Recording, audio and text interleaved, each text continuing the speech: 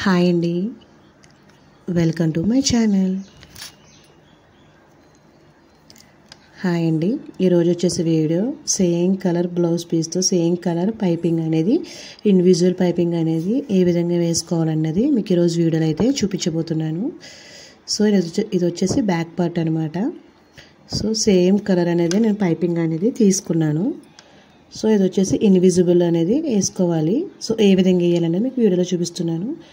So ముందుగానే piping అనేది తయారు చేసుకున్నానండి. సో చూడండి, ముందర బ్యాక్ పార్ట్ వచ్చేసి లైనింగ్ అనేది తీసుకుని సింగిల్ పాదం అనేది యూజ్ చేయాలన్నమాట. మీకు చాలా వీడియోలను పోస్ట్ చేశానండి. మీకు అర్థం కాకపోతే లాస్ట్ టైం వీడియోస్లో చూడండి. సో ఈ విధంగా అనేది పెట్టుకుంటూ కుట్టుకుంటూ రావాలి. ఒక పావు ఇంచు అనేది ఖర్చు ఉంచుకొని పైపింగ్ క్లాత్ అనేది లైనింగ్ క్లాత్ రెండు అటాచ్ చేసుకుంటూ రావాలి. సో ఈ విధంగా అయితే కుట్టాలండి.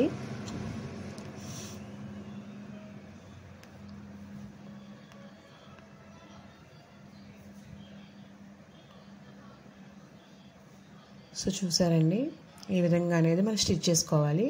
తర్వాత మెయిన్ పీస్ అనేది తీసుకోవాలి. మెయిన్ పీస్ అనేది తీసుకుని రాంగ్ సైడ్ రైట్ సైడ్ అనేది చూసుకోవాలండి. మనం రైట్ సైడ్ అనేది వేసుకోవాలి మెయిన్ పీస్.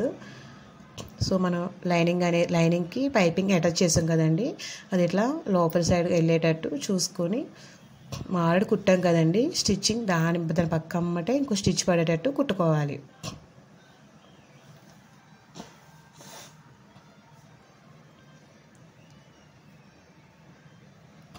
సో వీడియోలో చూపిస్తున్న విధంగా అయితే పక్కమ్మటే కుట్టుపడేటట్టు కుట్టుకుంటూ రావాలి.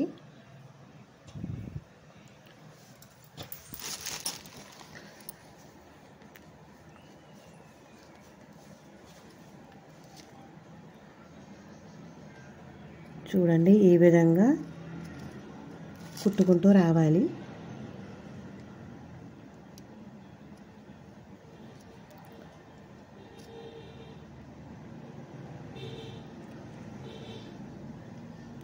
సో ఈ విధంగా కుట్టిన తర్వాత చిన్న చిన్న డాట్స్ అనేది ఇచ్చుకోవాలండి. చిన్న చిన్న డాట్స్ ఇచ్చుకోవడం వల్ల ఏమవుతుందంటే మనకి రౌండ్ అనేది పర్ఫెక్ట్గా తిరుగుతుంది అనమాట. చిన్న చిన్న కట్స్ అనేది ఇచ్చుకుంటూ రావాలి.